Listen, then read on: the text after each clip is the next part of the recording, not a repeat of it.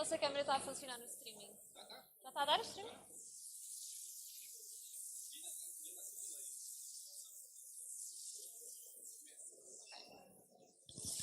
Hi everyone. So already half of the day has gone by and we bring you one workshop. So we want to introduce you or to bring again to our stage, in this case, our virtual stage, Paul Lorian from WORTEN. Paul will guide us on a workshop on tips and tricks on how to build, this is another workshop, tips and tricks on building a product from scratch. And yeah, so there will be space for questions. So if you have them, just make sure that either you write them down or you memorize them, because we'll go through them.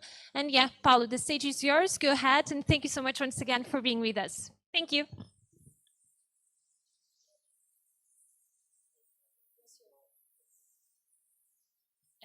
Paulo, do you have your mic on? Because Monsieur, just a second. So we were doing some tests before and it worked, so You hear me? we can now. Perfect. Go Okay, ahead, perfect. Go ahead. Just to make So it a bit first more of all, thank you so much for spending an afternoon with me. I'm going to tell you a little bit about my personal experience building products and selling products. And we'll start with the motivation. Not your motivation. I can understand that. Your motivation will be to have a nice life, be rich, be famous, build a tremendous product, and have a fulfilled life. But I'm talking actually about the motivation of people buying your products. You have to think about it. What problem does your product solve? What pleasure does it bring to people? You have to answer those questions before you even think about starting to make a product. The next topic is that you need to sell whatever the product does, not the product itself. I know it's extremely easy to fall in love with our own voices, with our own ideas, with our own products, but you are not the target audience. The target audience is the people buying the product. So you have to be extremely good at selling something, selling pleasure, selling pain relief, selling some functionality that people would love. Know your limits. It's extremely important that you don't overshoot. Meaning, I started building computer games when I was 14 or 15 years old, very young, in my father's house, in my bedroom, and I started coding and building products. And I wanted to build amazing games, and I ended up making Tetris clones and stuff like that because I was only a kid in my father's bedroom, and I couldn't do anything more than that. You have to know your limits and know the limits of your team, because you will not be making anything alone. You'll need to manage a team. And that team leads me to another very important subject. Like marriage, a partnership is a relation between people. It will not always go well. People will change their minds. People will hesitate. People will change their perfect way of actually addressing the problems that you have at hand, and you'll have to keep them motivated, which is not always easy. Next topic is that don't bother asking the market what they want. The market will always say that they want something that already exists cheaper. It will always say that they wanted something that already exists but better. And you can't innovate on those terms. If Henry Ford had asked the market what they wanted, you will never have built a car. You will probably have built a carriage or something like that, or a faster horse. There's no way that the market can answer about what they want before they actually see the product. Imagine Zuckerberg asking people if they wanted a social network way before social networks existed. It doesn't happen that way. If you have a brilliant idea, you're on your own. And the idea will probably suck. It's a matter of statistics. Most companies fail. But you have to stick to it. You have to believe in it, and you have to pursue it. Everything is not invented. Don't ever fall into that trap. If Steve Jobs had thought about it, there would be no personal computers. If Bill Gates had believed that there was no need for an operating system, there would be no Windows or DOS. Everything is left to be invented. We don't live in the age of everything is done. We live in the age of everything that we know about is done, which is very different. You will probably have to move fast and break things. Ask yourself what would have happened to Uber if they had respected country's laws. Ask yourself if that amazing company that delivers people to places and food to people would have existed at all if they had respected laws, because they were never even considered by the legislator. So sometimes you have to move fast, break things, and test the waters. And that implies risk, personal risk, because you could be in a lot of trouble with the law, because you're acting in spaces where the law didn't even consider that people could act. And that will be troublesome. You have to be willing to face that. Next thing is that scaling is hard. If your brilliant idea is to make a basket out of wood, that business will probably not scale. Yeah, you can be the most successful basket maker in the planet, but you won't make that many baskets because it's hard work, it's labor intensive, and it doesn't scale. If your brilliant idea is to open a YouTube channel, wow, the road is way open ahead of you. If you speak the language, if you can address your audience, things will happen as if by magic. Money will not be your biggest problem, which is another great misconception. People will. You need talented people by your side. You won't accomplish anything alone. And you'll have to find those people and work hard to convince them of your vision, your idea. And you'll find out that the money will come by itself. If you have a really great idea, if you can actually build a simple prototype that convinces the market, the money will appear. The hard part is getting the people, the right people by your side. Marriage with those people and keeping that marriage working will be way harder than money. Don't fool yourself on that. There is nothing wrong with living with the burden of not inventing anything or making a brilliant business. That's the way 99.99999% of the people live.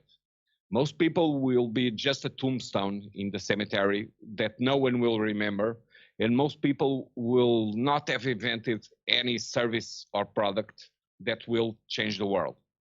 That's just statistics. Most companies fail, most ideas are bad, and if you're different, if you are willing to believe in yourself, the world is your oyster. But keep in mind, chances are you'll fail. So it takes a ton of courage to pursue an idea. No, not everyone makes it. Whenever you hear about a Steve Jobs or a Mark Zuckerberg or a Bill Gates of this world, there will be a zillion ones that had great ideas, but they simply were out of time. A brilliant idea in the wrong time doesn't work. The exact same product on different time frames have a very different result on the market. If you sell rainbow flags today in the current market, you'll probably do well. If you tried that 10 years ago, you wouldn't sell a single flag. So keep that in mind. Next, everyone will tell you about the importance of getting an MVP, the minimum viable product of something. Well, I'm going to tell you that it's not that easy. Actually, the MVP will make or break your stance on the market. everyone thinks, okay, I'll add just a little bit, just enough to the product to make it sellable.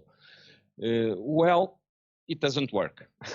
It doesn't work because it's really hard to place a product on the market.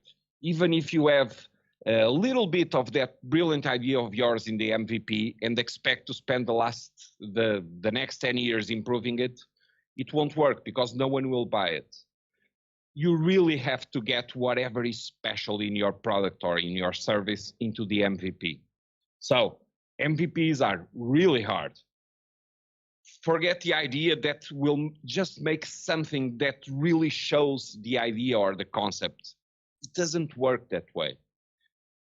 It's really hard to convince people, and you won't get away with it by making an half-measured product and expecting to have tons of money to improve it over time. Either the product sells and it's a great success from day one, even without some of the features, or you won't get a chance to add those features to the product. How do I know this? Well, I told you that I started writing computer games when I was 15 years old. What did I learn about it? First, I learned that I needed people. I needed people that knew how to draw, that knew how to code, that knew how to market the product. And after making, I don't know, a zillion tons of games that cloned other successful games, I made my first commercial game. I was like 40 years old. So 25 years later, I made my first successful game and earned the equivalent of buying a house with it. And that to distribute those profits by everyone that helped. And if there's a lesson to be learned about it, is that you get what you build. You get the equivalent of your effort, your tenacity, your capacity to do the same thing time and time again and keep improving on them. Most of the people that I know that were successful writing games actually don't write games at all. They manage people. They help people with tons of talent to accomplish what was their original dream. It's not them coding anymore or drawing or game designing or whatever. It's people with the original vision that know all the things that made them not succeed that can help people succeed. And leaving people, as I will talk about it in a few minutes, it's quite a burden. My most successful game was a program called Winners, which people play by working at WORTEN. I made a computer game that basically helped people through their normal work by selling products, for instance, or creating leads that will later generate a sale, have a successful career in the company. Sonai and WORTEN really loved the gamification process of the job and actually invited me to be a director in the company. That was by far my most successful game after a lifetime, over 30 years coding games. I didn't code only games. I would not have survived by that.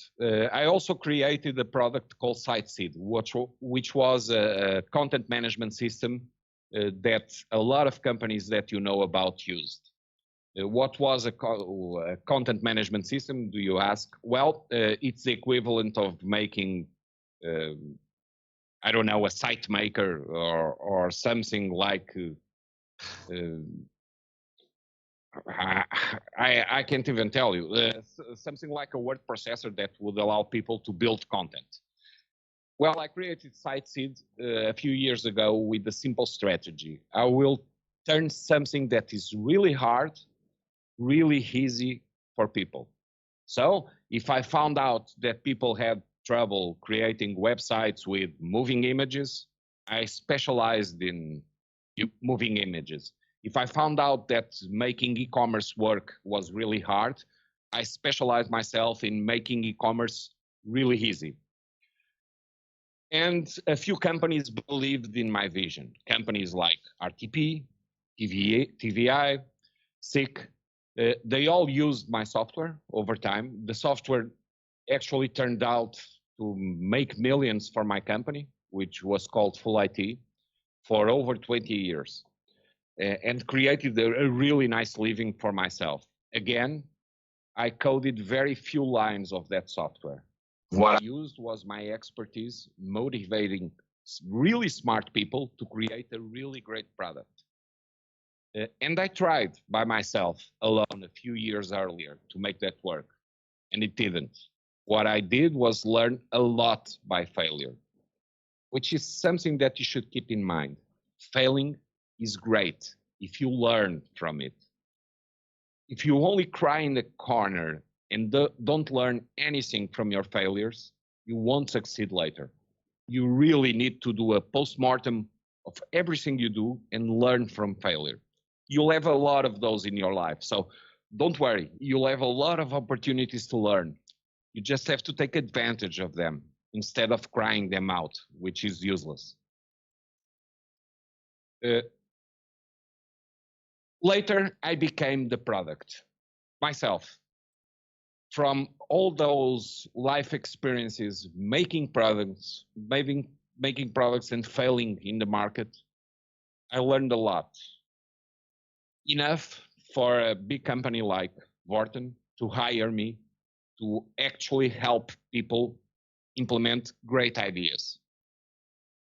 And my job today on a daily basis is finding talent and nurturing talent.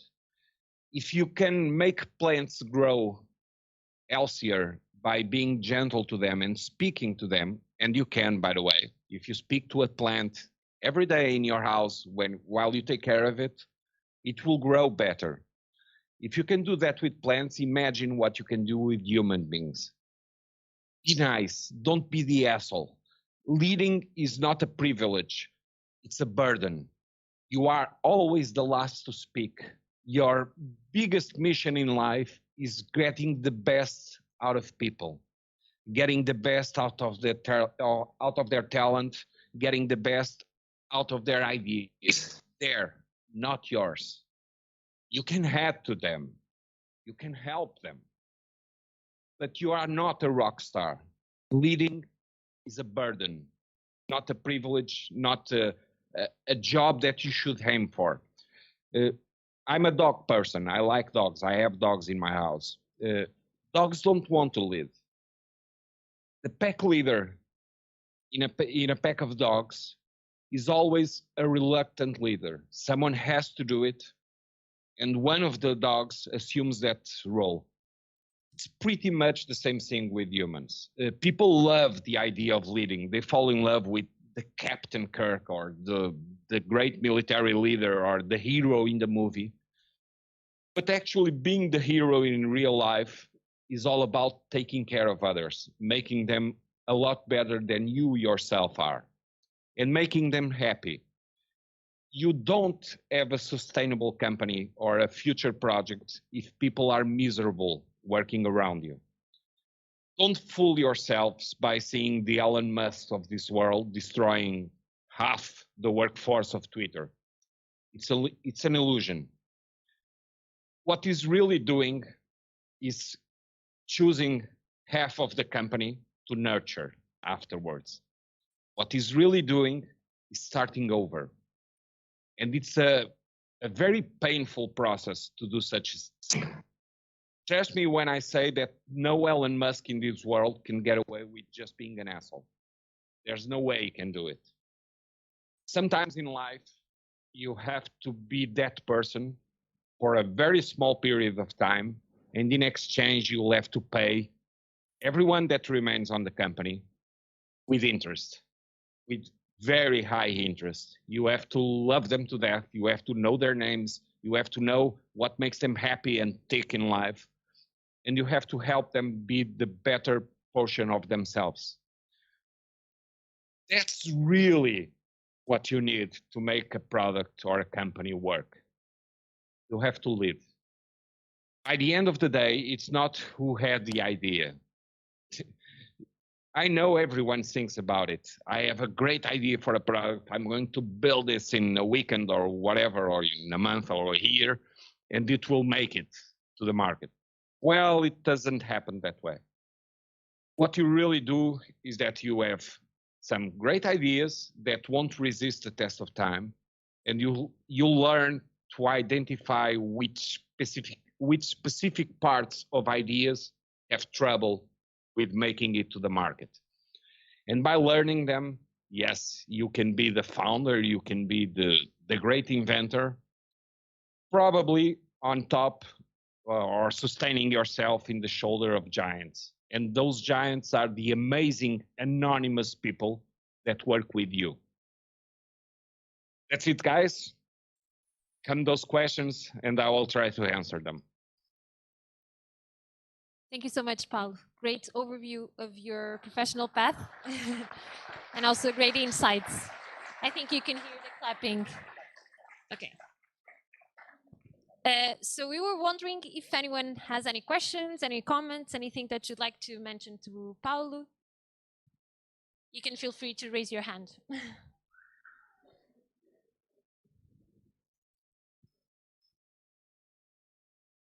Okay, there's a question. So we're going over there. I think I see Bernardo. Maybe Paulo over there. You don't see Bernardo. Bernardo, you want to stand just to make your question? Yeah, you can stand. Yeah. I'd like to ask you to talk a little bit more. Okay, just let everyone know that I'm not listening to whatever is happening in the room right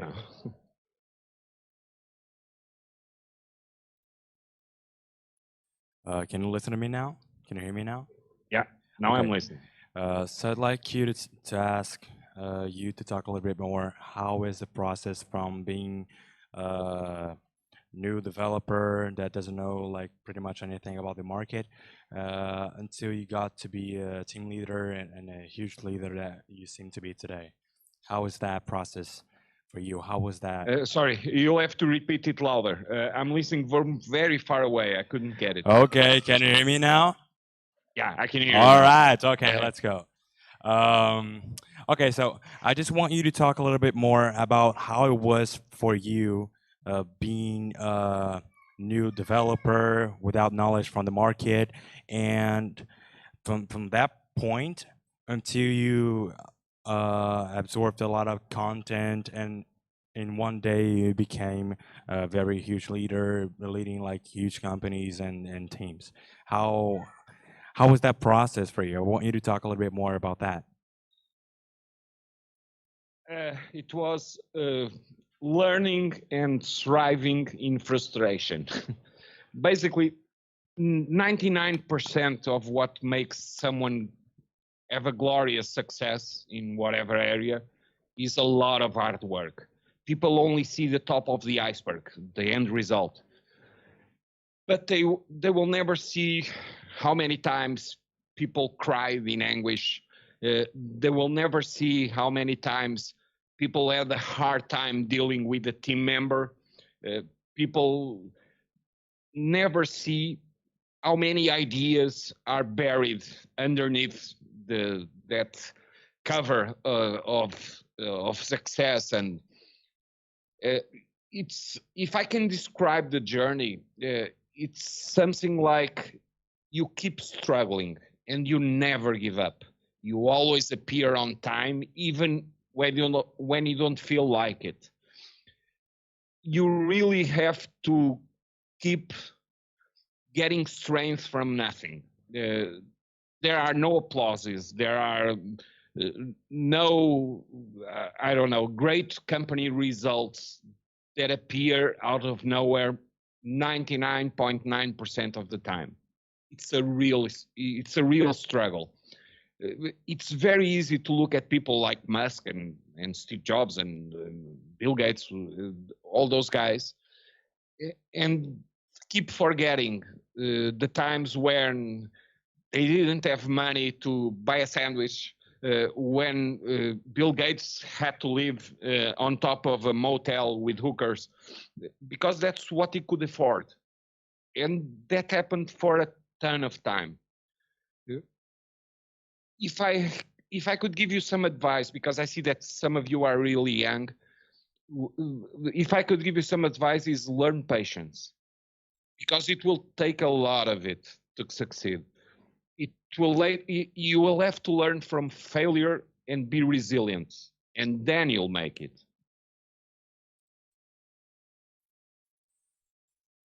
Thank you so much, Paul. Thank you for that.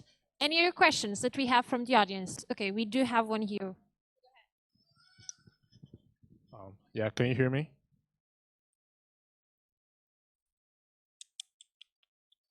Can you hear me? Very, very, with a very low voice. Can you speak a bit louder? Okay, is this loud enough for you? Loud enough. Okay, great. So my name is William, and I just wanted to ask what your opinion is in terms of conflict of interest with maybe government policies, because sometimes you could create a really great product that can actually be a conflict of interest for some other company that is benefiting from government policies. So how do you intend on actually going through with that, especially when you might be sacrificing like some really good years of your life trying to make this work? So it can have like a mental toll on you if you're doing it for a couple of years and without any sort of progress, and having roadblocks, like I said, in terms of like some policies. So how do you intend to strive, doing that without breaking down essentially? Well, in my life, one of the things that I've done was the Portuguese citizen's card, the Cartão do Cidadão, which is the way it's called. I made the middleware for it and the software that people use on their personal computers.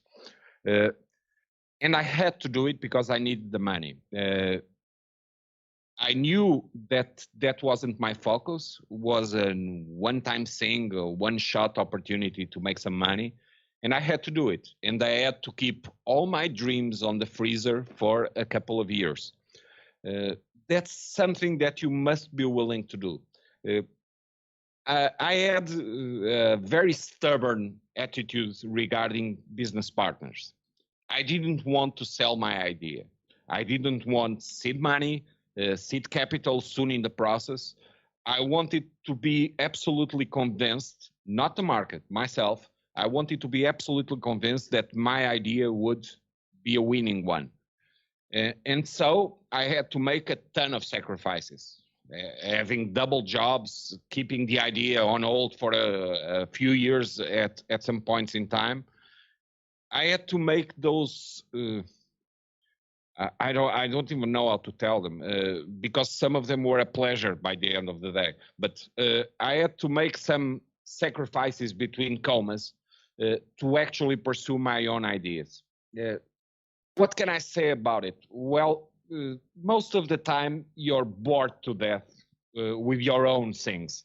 Things take a ton of time. You have to code a lot. You have to learn from mistakes.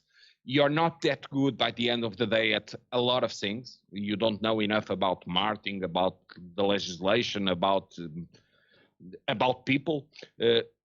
You have to learn a lot, and it takes a lot of time. So as we are all impatient by the end of the day, we have to fight that feeling. We have to fight boredom. You have to keep in mind what end goal you're pursuing. And there's no easy way to say this.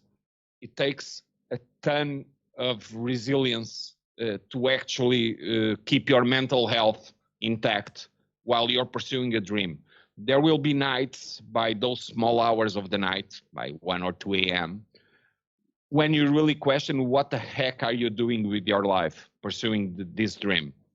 And again, let me tell you, I know a shit ton of people that will never invent anything or lead anything, and they live happy lives.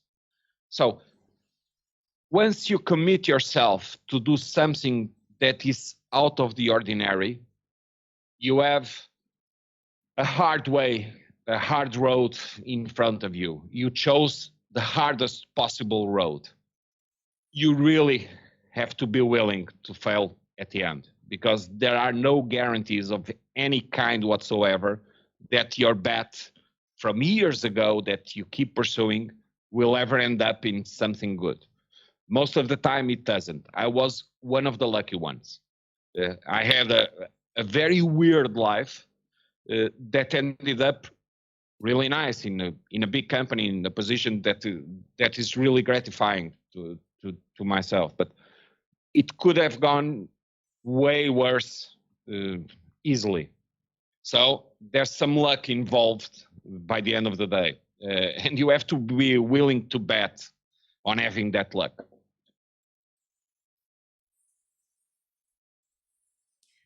Thank you so much, Paul. Thank you. One more question to wrap up the session. Do we have it? Any comments, any feedback that we want to give to Paulo, which shared such great insights with us? No? Okay, I think we're good then, Paulo. Thank you so much for your availability. I'm not sure if you want to say some final words before we finish this session of yours. Just thank everyone for having this hour with me. Okay. Thank you. Thanks a lot. It means a lot to me. Thank you so much, Paulo. It was great to have you. For sure, already a really good add-on to our event. Thank you. And also thank you to WORTEN, which sponsored our main prize. So I know you're working on it at the moment, so we're looking forward to seeing those tomorrow. Everyone, just to let you know that at 6 p.m., so in a few minutes, we'll have the second and last workshop of the day, which will be focused on how to rock your pitches, which will be important for tomorrow's presentation. So meet us